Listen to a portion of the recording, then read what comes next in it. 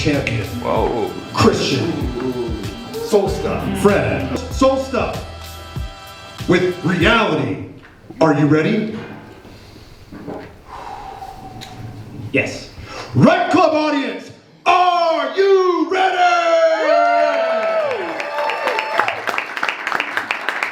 Soul Stuff with reality in 3, 2, 1, begin. So feel free to sing along if you know the words. His palms are sweaty, knees weak, arms are heavy. There's vomit on his sweater already, it's mom spaghetti. He's nervous, but on the surface he looks calm and ready to drop bombs. But he keeps on forgetting what he wrote down. The whole crowd goes so loud, he opens his mouth, but the words won't come out. He's choking now, everybody's joking now. The clock's run out, time's up, over, blow. Snap back to reality. Can and will always be interpreted in countless ways over countless days, but to give ourselves a baseline, let's just say that reality is the sum aggregate of all that is real within a system, the world or state of things as they actually exist. Meaning that our reality is our very world. It is everything you can touch, taste, and feel. It is everything you can experience and perceive. It is the definition of tangible, and it is the physical and cognitive landscape in which we coalesce and create. And let me set this record straight. Let me rewind the vinyl on reality's so-called swan song, because many people mistakenly assume that reality is the disapproving stepfather to all of our hopes and dreams, some boring binary code of ones and O's unable to encapsulate the figures of our imagination. That reality is boring, pragmatic, and a process of constant protest, grounding us from our flights of fancy. But listen, reality is grounding in the best possible way. Reality keeps us tethered to itself, keeps us living, breathing, and constantly conceiving our heart's desires. Reality gives us the building blocks we need to make something of ourselves.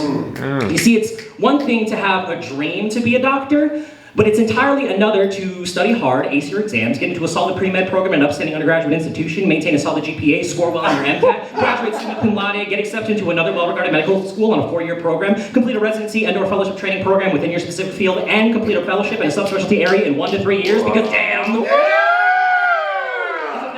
capture a 10-word quote on Instagram, and I think it's wonderful. If you want to manifest more money into your life, if you want to meditate in all the ways you can profit from your best laid plans, but just remember that your dream dollars are not legal tender in the land of the living, that if you're trying to cash out on some big ideas, here's a reality check. Reality is the basis of conversion. It is what all dreams must eventually become if they actually want to materialize into anything more than a dopamine rush. Because when it's all said and done, are you trying to turn your dreams into more dreams?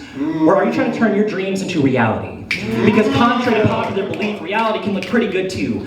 Even though dreams are the one that get all the good publicity, from Mr. McDreamy on Grey's Anatomy, to the late great Robin Williams' 1998 classic, What Dreams May Come, to the legendary Martin Luther King Jr., one of the most prominent purveyors of dreams themselves. But despite all of that, reality remains the unsung hero underlining them all. Reality is what made film and television the entertainment epicenters they are today. It is what turned our wise old wills' grand ideas to notes, to plays, to stage, to timeless staples of cultural and theatrical history. And while MLK may have been the first to say, I have a dream, let me not be the last to respond with, we have the means. Meaning, let's not keep that sentiment a sweet tweet that we remember maybe once every other year. Reality says, fuck your thoughts and prayers. Let's put some boots on the ground. Let's get the hell out of our cozy little hubs and yell and write and vote and show up and show up and show up and disassemble antiquated and problematic views of mental illness and police brutality and transphobia, and learn to treat women like people and people like people, because the reality is that nothing will truly change unless you do the damn work.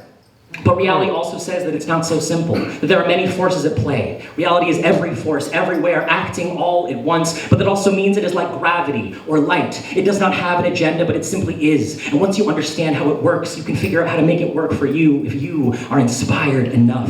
Reality is what you make of it.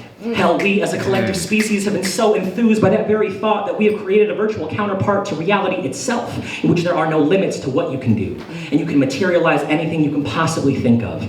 But again, that reality exists within the context of reality as a whole, which does fizzle the mind and blurs the line between what is and is not real. But to my final point, for all my chicken and egg debate chasers out there, here's some food for thought that you can otherwise call breakfast. Reality is the birthplace of dreams.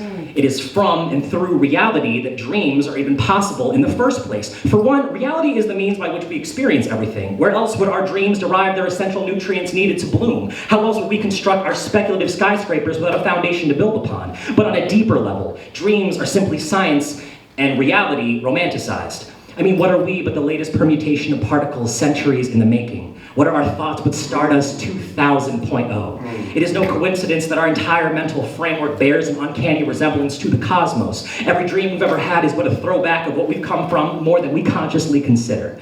So much so that consciousness and constellation might as well mean the same thing.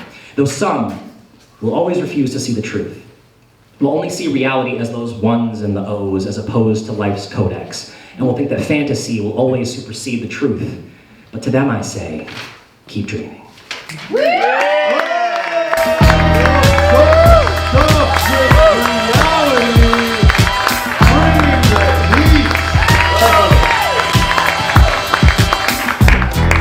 Wow,